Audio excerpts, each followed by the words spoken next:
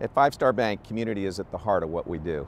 Every day we strive to have thoughtful solutions for our customers and help our communities prosper. Honest dialogue about the issues affecting the region is vitally important to that prosperity. We are proud to be part of the conversation and hope you'll join in.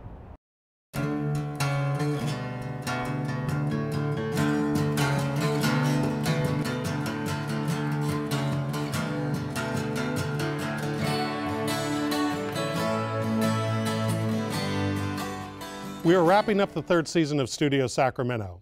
As production for Season 4 begins, we will continue to invite policy, business, and community leaders to join me right here to discuss the issues and the people that have an impact on our region.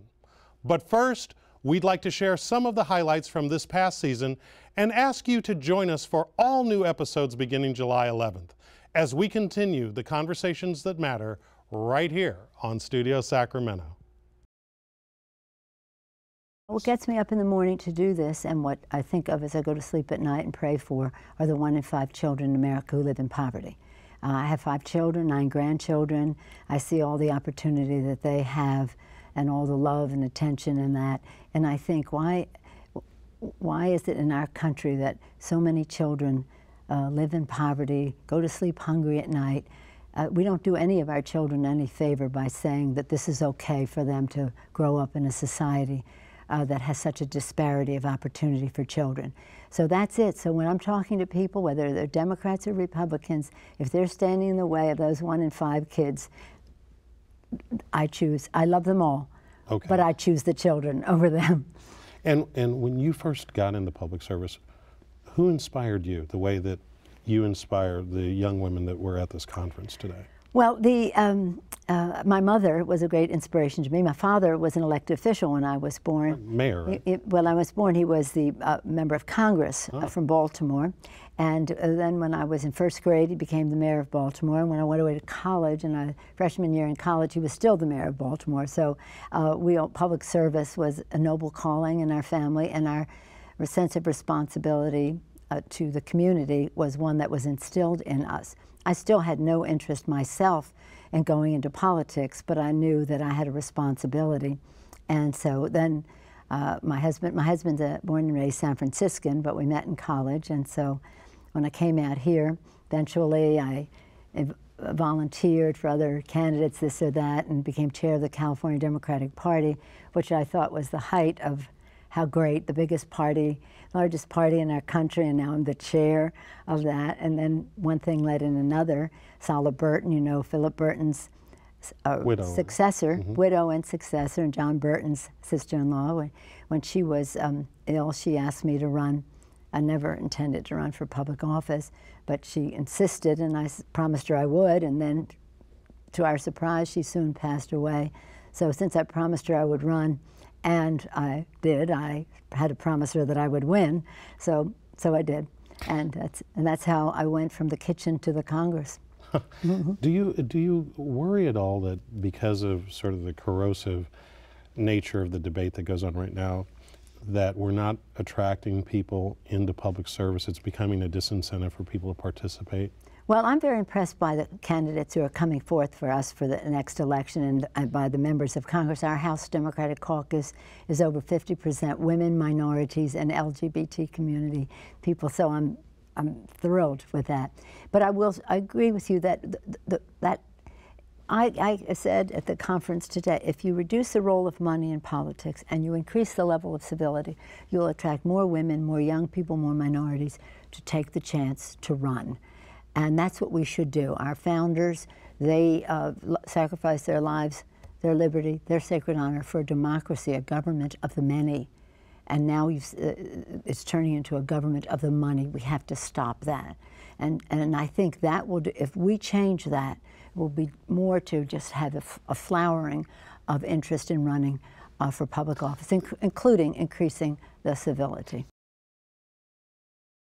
How does our current drought change the conversation on this issue?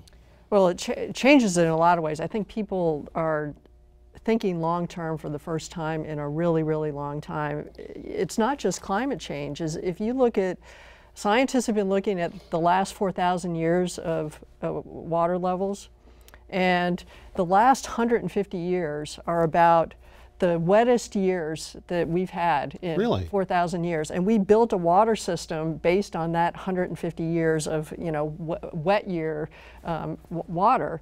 And we're inevitably going to be seeing over time just drier conditions in addition to climate change. But where the conversation really has changed is with groundwater. California is one of the few states in the country that does not regulate groundwater. Even Texas has better regulation of groundwater. What you're seeing in the Central Valley especially is what they call subsidence, where they're taking so much groundwater out that it's affecting the water aqueducts because they're sinking, it's affecting roads, it's affecting all kinds of things. And while California's Constitution itself regulates the surface waters, rivers and streams, there is no regulation of groundwater. And who benefits from that lack of regulation? Well, let me jump in. The fact is, a lot of groundwater basins are very carefully managed in this state. In Southern California, virtually all the groundwater basins are managed. That's true for some places outside. There are places where we don't have adequate management, and that economic train is largely being driven by landowners for whom commodity prices now are very, very strong, and so they're expanding production. They drill a well. Nobody can stop them from drilling a well. They start pumping water, and the groundwater basin gets overdrafted. Yeah. And I would agree without agreeing that we don't do anything to regulate it. A lot of parts of California do. Where my organization is coming from is that we have to retain management at the local level because the locals are the only ones that can get the job done. But the locals have to be held to a standard where we're returning that resource to sustainability. In water, I've been told in the past that all things are geographic. And so the common saw in this part of the state is that the South is taking all our water, and Pia gave some statistics to support that. But I'm a bit confused because on the other hand, what I read is that, for instance, that Los Angeles uses the same amount of water today that it did 30 years ago. And that, in fact, that they have been able, through conservation measures, to where they state that the drought really is not going to affect them, and that really you folks up in the Sacramento region need to look over at East Bay mud in the Silicon Valley because they're the ones that are drinking from the straw. What's the truth? The Metropolitan Water District of Southern California, that's the conduit through which water goes into Southern California from the north, has reduced its use of imported water from 2.4 million to 1.8 million over the last 20 years. And they've spent a lot of money to do that. By the way, they've combined that with storage.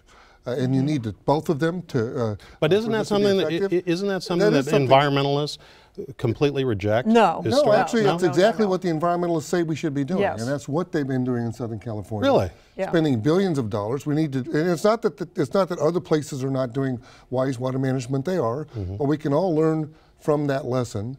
We've got to get our demands down. We need to invest in infrastructure so we can better manage the system for both fisheries and. That's certainly one of the lessons in water supply reliability, and that's certainly one of the lessons I hope we're learning in this drought. So what we deal with most in the classrooms now are learning disabilities and autism. And so a child can look as though they have no additional challenges compared to the rest of the kids, and then all of a sudden have like what they call a meltdown. Because there's something going on within their head. Maybe the lights are too bright. Maybe the air conditioner sound is bothering them. It could be anything, and they can't handle that in addition to everything else that's going on. It could be how their clothing feels on their body that day. Absolutely. Really? It could feel like sandpaper. It's like if you ever had a sunburn and then you had to put your shirt on, and it's just very uncomfortable. You can't wait to get your shirt off. That is, a sensory issue with a lot of kids with autism. And kids who are on the autism spectrum often have that that characteristic where they put their clothes on and it bothers them. So they're just like in their clothes and they're uncomfortable. Or picking up a pencil could be like holding something so rough and so pointed in their hands that they just can't hold it. Right, right. But if another child sitting next to you doesn't understand why the child is doing that, but once they come to understand it, it's not unusual anymore. Right, right. Yeah. So take us, Darlene, through the training that when you come into a school, what happens?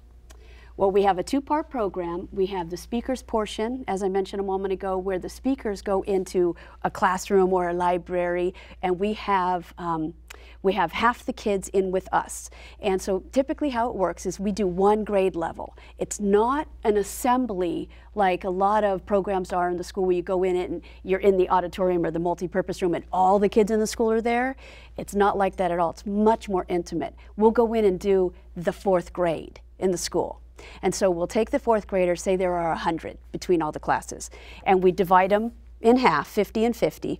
As an example, 50 of the kids are with the speakers, 50 of the kids are with Leslie and the other volunteers with A Touch of Understanding in the multi-purpose room, and those kids are divided up into smaller groups. And as the speakers are sharing our lives and our experiences about our disabilities with the kids, and they're able to ask us questions, the other group at the same time is going through the stations. One station is it has white canes. It's the vision station. So the kids actually learn what is Braille. They get to write their name in Braille and actually understand why would a child in 4th grade use Braille. And they understand that if they close their eyes and the teacher asks them to open up their history book, it's just a flat, smooth page. It means nothing to a child who can't see. But if they can learn an alphabet where the dots are raised off the page and that becomes an A and a B, the kids go, oh, and it makes total sense.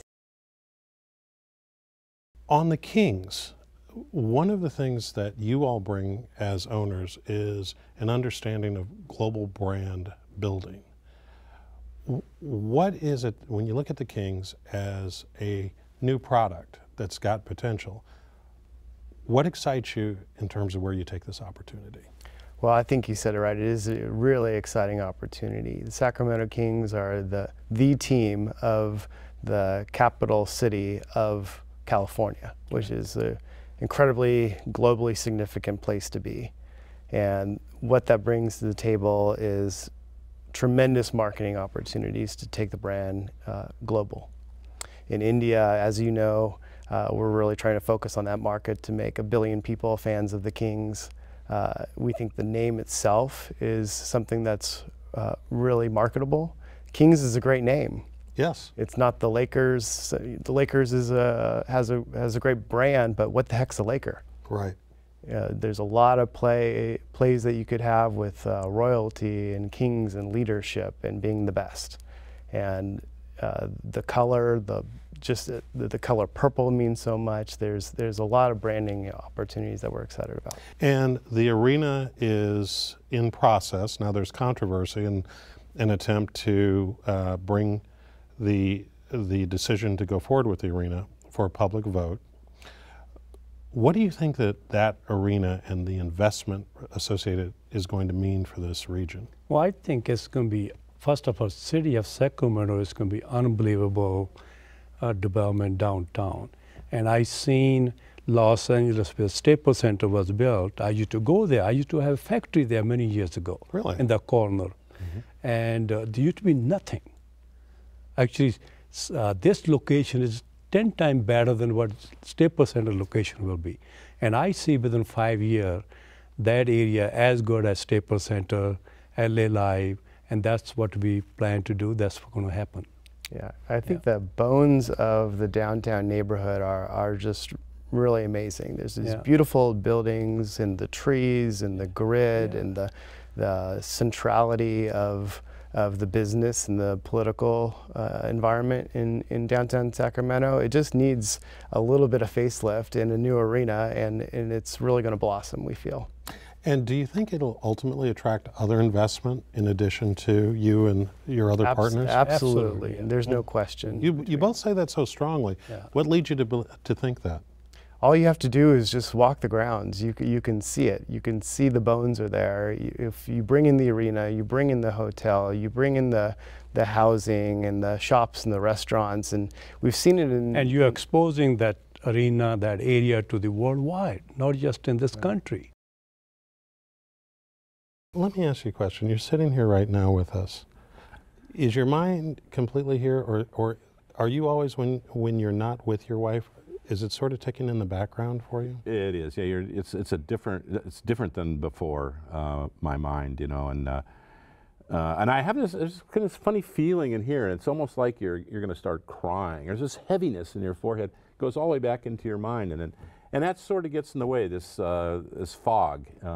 So that's there. And you know, I couldn't read. I love to read.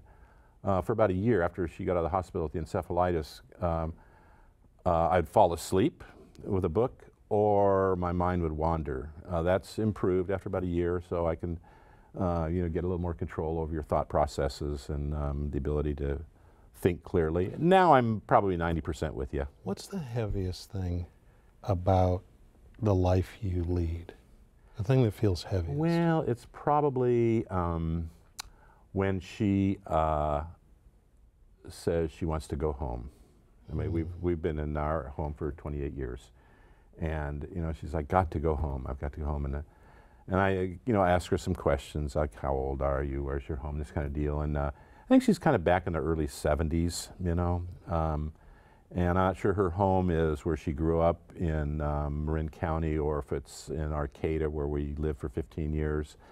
But she wants to go home, and it's kind of like this. You feel like, oh, the poor thing just can't be satisfied. You know, she's in this constant state of, I want to get there. And she wants to see her parents who have passed away, you know, 10 years ago. Those things just really weigh on you. Catherine, why, when I hear all this, with as compelling as the issue is, with all the things out there to cover, why did you choose to make this documentary? Wow. I think just learning about some of the statistics and wanting to know the stories behind the numbers. Well, give us a little bit of the numbers and what they tell us. Well, in California, we found that there are more than 6 million family caregivers and people just like Rick who are taking care of relatives and friends at home. And across the country, it's something like 66 million people. And that number's bound to increase, from what I understand, as the baby boomer population begins to age. More of us are going to be caregivers, and more of us are going to need caregivers. Michelle, what I hear when Rick is talking is a couple of things come to mind. Dedication, obviously love. Right. But I also hear, and I don't want to speak for you, Rick, but almost a bit of isolation. Absolutely. because the caregivers are really carrying this themselves. Right. In the families and caregivers that you encounter in your work, what's the range of emotions that people are dealing with? You name it, if there's an emotion out there, it's experienced by a caregiver. And I think each day and each moment sometimes is different. You can have pure joy at the fun things that they may have said that, you know, conjured up a happy time or memory, but then there's also the sadness that goes with the person that you're caring for may no longer identify you as husband. She's searching for her parents. I mean, that's heartbreaking in some regards. And we actually have this promotional piece in our office. It's the many faces of caregiving, and how do you feel today? Because each day is so different, and that's part of why we exist, is to be there and support the caregiver throughout their journey, because there are times when things may be stabilized and going okay, but then there's other times when crisis occurs and it brings a whole new flow of emotions out of the family. And so that's why we're here. Well, you say that these kids need to be loved, but these kids are going out and killing other kids and killing other people and engaging in all these acts. I'm struggling with how you love these kids who are posing danger and harming people in our community. I mean, how do you deal with that? It's a consistency issue. A lot of these kids don't have consistency in their life, whether it be a male figure, a father, or uncle, or a grandfather. In the areas that I work with kids, a lot of these kids are from single-parent homes. Not to say that that's an excuse, but they just need that consistency of a male figure to show them, You know, as I was a youngster, the grandfather going out cutting the lawn and trimming bushes and washing the car for mom on Sunday. So when you show them that type of love, they understand that, okay, this person really cares for me and they're in my life every day. So when you don't have that consistency of people being there for them, I think that's when they start going towards situations where they feel a love from these guys, you know, in the streets or what have you, offering money or other things. Richard, when you hear what Charles says, how do you react to that? Well, you know, over the last 2.5 years, I've spoken to probably 500 young people from junior high schools, to junior colleges, churches, etc. And the problem that I found, and that we found consistently, is that they don't have anybody to talk to. They have a certain way of looking at things. There's no father, there's no uncle, there's in some cases no grandparents. They weren't raised in the church, and so they get their input from their buddy next door, who comes from a similar environment. So their rationale is incorrect from the beginning. We can overuse the word love, and I'm not talking about love in this context of sex, but caring about somebody, that doesn't exist. So they get it from their buddies, who is also, in some cases, emotionally damaged, for lack of a better word. I guess the thing that surprises me about your comments, because it sounds like you're agreeing with Charles, is that despite what you've gone through and your family's gone through, it sounds like you're sympathetic to his perspective on what these kids need. Hating is not the answer. I went through pain and agony, and I cry a little less. Some days I used to cry all day. I miss my child. Again, having lost loved ones, there's different aspects of pain, but I miss Monique. And I start saying, well, maybe I can go out and make a difference. I was raised in the church, straight away like most of us, but I have a emotional foundation that sustains me. And it said that, you know, go out and have a conversation. And so in having these conversations, it validated what I suspected, that these young people need somebody to talk to, they need somebody to work them through it. It's about choices. It's about, the word I like to say is 24/7. 24 hours a day, 7 days a week, we all get the same circumstance. Whether you're born in the ghetto, quote, whatever ghetto means, or whether you're born up on the hill, it's still a circumstance. You didn't choose that. You didn't choose a parent. You didn't choose not having or being the oldest or the youngest. It's what you do with those choices, and that should sustain you. It is a male-dominated business.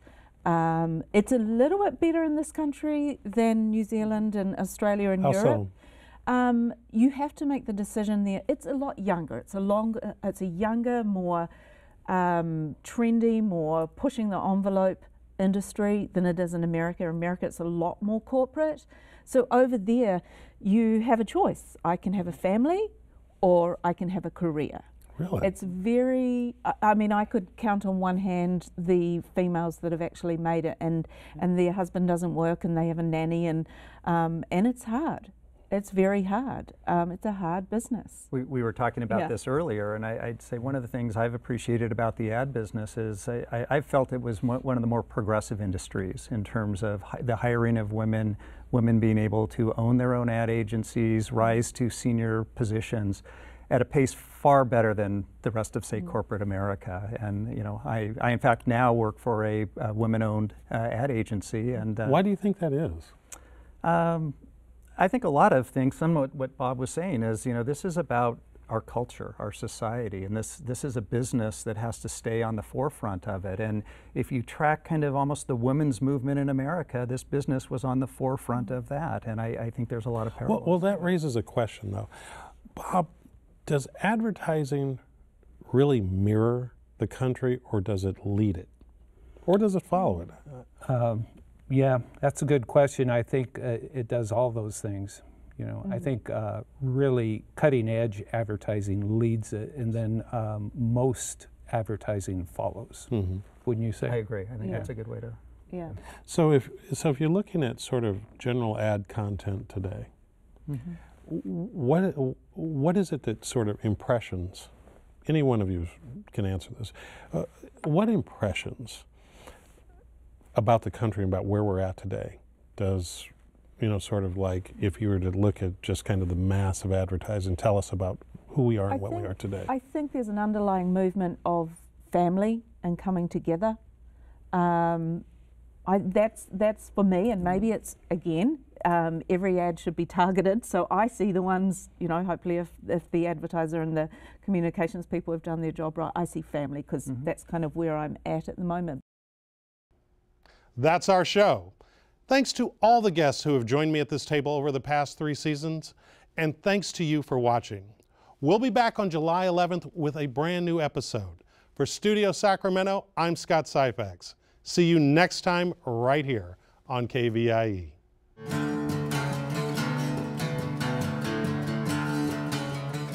At Five Star Bank, community is at the heart of what we do. Every day we strive to have thoughtful solutions for our customers and help our communities prosper. Honest dialogue about the issues affecting the region is vitally important to that prosperity. We are proud to be part of the conversation and hope you'll join in. All episodes of Studio Sacramento, along with other KVIE programs, are available to watch online at kvie.org/video.